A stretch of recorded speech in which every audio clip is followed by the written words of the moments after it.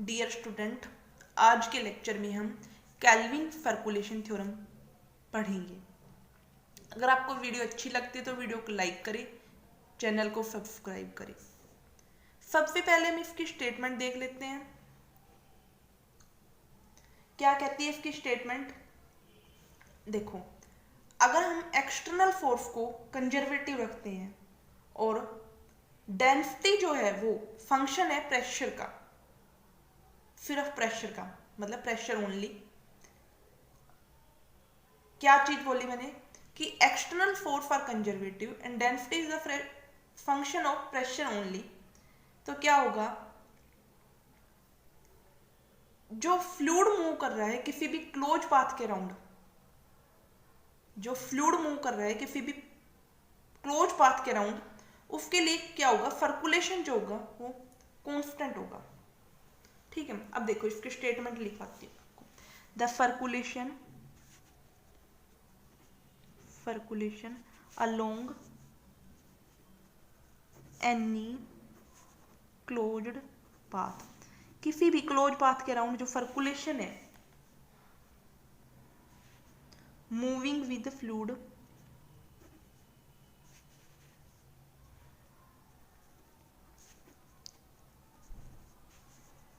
Is constant.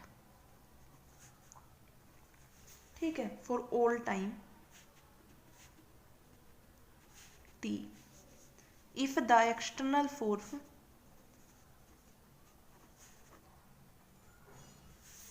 are conservative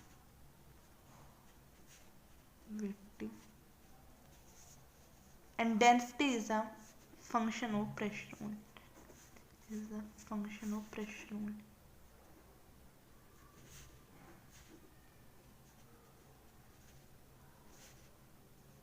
ठीक है, क्या है कि एक्सटर्नल फोर्स को हमने कंजर्वेटिव रख दिया, डेंसिटी जो है वो फंक्शन है प्रेशर का। ठीक है, फ्लूइड मूव कर रहा है किसी क्लोज पाथ के अलोंग, तो उसके लिए सर्कुलेशन जो होगा वो कांस्टेंट होगा। आई होप आपको स्टेटमेंट समझ आई होगी। अब आपके दिमाग में एक क्वेश्चन आया होगा कि सर्कुलेशन क्या है। सर्कुलेशन एक टाइप का फ्लो है along closed path, close path के अलोंग ही फ्लो जो होता है वो सर्कुलेशन कहलाता है। ठीक है, अब मैं उसका प्रूफ कराने जा रही हूँ। देखो, हमने सी कोई भी क्लोज पाथ मान ले, let C be the closed path मान लिया सी। ठीक है, और सर्कुलेशन क्या है, सर्कुलेशन है हमारे पास ये, इस तरीके से हमने सर्कुलेशन को डिनोट किया है। ठीक है, देन सर्कुलेशन सी किस तरीके से होगा, Q into D are over closed path, ये होगा। अब देखो, हमें क्या दिखाना है, सर्कुलेशन को कांस्टेंट दिखाना है। देखो हम क्या करते हैं, सबसे पहले इसका हम डेरिवेटिव करते हैं।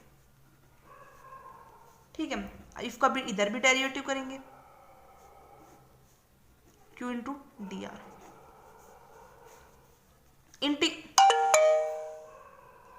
इंटीग्रेशन को हमने बाहर ले लिया, डेरिवेटिव को हम अंदर ले गए, तो देखो D Q by D T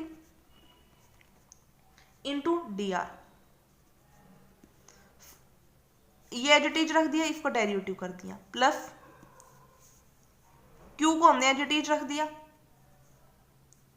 और D by D T into D are. ठीक है, अब देखो integration D Q by D T into D are,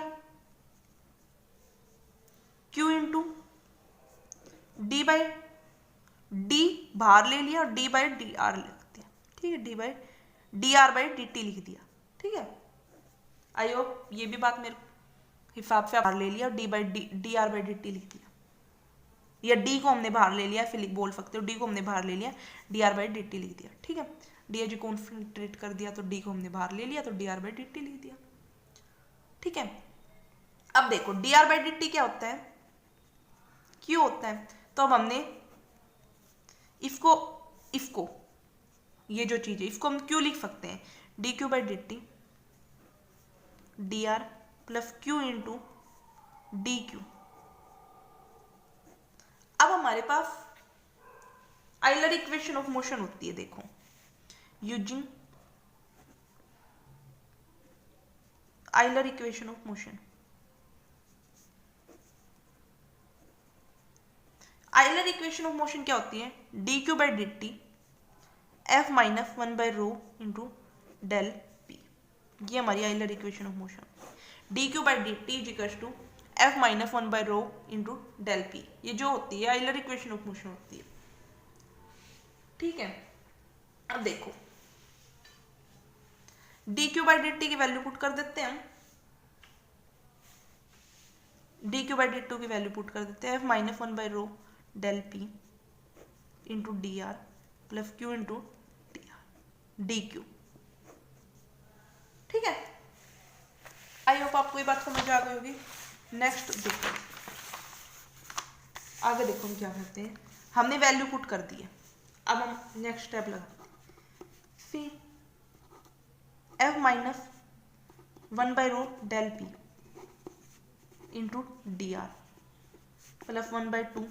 अब देखो Q इंटू डी, जो Q इंटू डी क्यू था इसको हमने लिख दिया 1 by 2 D into Q square. इसका डेरिवेटिव करके देखना, यही बनेगा, क्या बनेगा 2Q डी क्यू, 2 से 2 कट जाएगा तो डी क्यू स्क्वायर ही बन जाएगा, मतलब यही टर्म आ जाएगी हमारे पास। देखो इसका डेरिवेटिव करके देख लेना आप, विद रिस्पेक्ट टू क्यू करोगे 2Q D Q, with respect to T कर लो चाहे ये आ जाएगा, D Q by D T आ जाएगा, तो हम क्यू ही कर लेते हैं, ठीक है। तो ये टर्म आ गई, ठीक है, और 1 बाई 2 है तो यही टर्म आ गई क्यू इंटू डी क्यू। अब देखो मतलब क्यू होगा, क्यू ही होगा, ठीक है। अब देखो फोर्स हमारे पास क्या था, हमने पहले ही मान के चले थे कि फोर्स क्या है, conservative, force is conservative. Force अगर कंजर्वेटिव है तो इसका मतलब क्या हो गया, एफ जो है हमारे पास किसके इक्वल है, माइनस रो ओम के इक्वल है। ये चीज अगर फोर्स हमारे पास कंजर्वेटिव तो एफ माइनस रो ओम के इक्वल है, तो अब एफ की वैल्यू हमने कितनी रख दी, माइनस डेल ओम के इक्वल है, माइनस डेल ओम के इक्वल है, तो हमने ये रख दी, ठीक है। इंटीग्रेशन की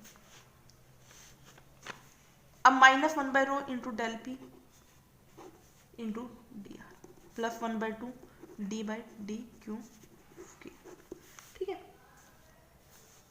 अब हम इसको खोल लेते हैं, अंदर मल्टीप्लाई कर लेते हैं, minus del rho into D R minus 1 by rho del P into D R plus 1 by 2 D Q by. I hope आपको यहाँ तक समझ आया होगा। अब हम एक चीज पढ़ते हैं कि डेंसिटी जो है वो किसका फंक्शन है। देखो दोनों चीज का यूज हो गया, हम दो चीज मान के चले थे कि फोर्स क्या है, कंजर्वेटिव, और दूसरी चीज हम मान के चले थे कि डेंसिटी किसका फंक्शन है, is the function of pressure only, ठीक है। तो डेंसिटी फंक्शन है प्रेशर का, तो इसका मतलब डेल पी अपॉन में रो इंटू डी आर किसके इक्वल आ जाएगा, माइनस डी पी अपॉन में, ये जो है वो पूरा डी पी अपॉन में रो बन जाए। ये वैल्यू यहां पे पुट कर दो,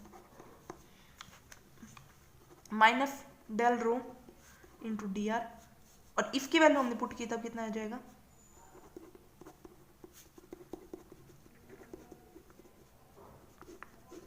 ये आ गया, ठीक है। आई होप आपको यहां तक समझ आया होगा। अब देखो इसको हम लिख सकते हैं डी आर, डी रोम होम, डी होम, ये डेल होम इंटू डी आर को लिख सकते हैं डी ओम, ठीक है। ये याद रखना, इधर लिख सकते हैं इसको, तो हमने इस तरीके से लिख दिया, फिर डी पी बाई रो लिख दिया plus 1 by 2 D Q square, ठीक है। अब हम इसको सेपरेट कर लेते हैं। देखो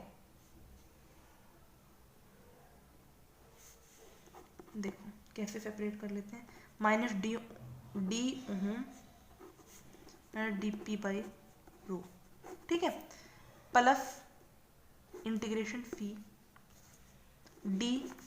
अब हम इस कांस्टेंट को अंदर ले जा रहे हैं, कोई फर्क नहीं पड़ेगा, लिख दिया हमने, ये भी दो टर्म अलग अलग लिख दी, ठीक है। अब हम इसको और इसको एक साथ लिख रहे हैं,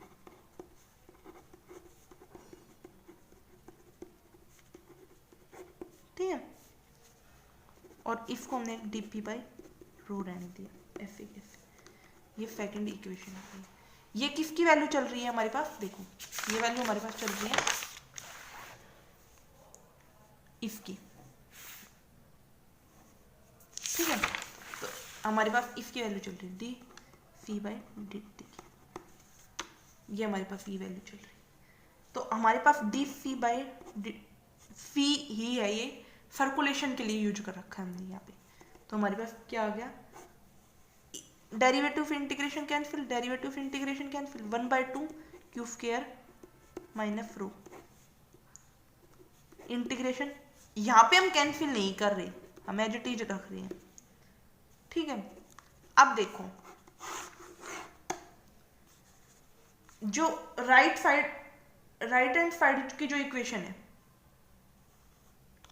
ये वाली, ये 0 के इक्वल है, 0 है ये इक्वेशन। क्यों? क्योंकि एक सर्कल कंप्लीट कर चुकी है, एक कंप्लीट राउंड हो चुका है, क्लोज पाथ का जो हमारा क्लोज पाथ था उसका एक कंप्लीट राउंड हो चुका है, ठीक है। तो इस इक्वेशन में जितनी भी टर्म इन्वॉल्व होगी ये इस इक्वेशन में वो सारी 0 होंगी, क्योंकि एक राउंड कंप्लीट हो चुका है क्लोज पाथ का। और जब एक राउंड कंप्लीट हो चुका है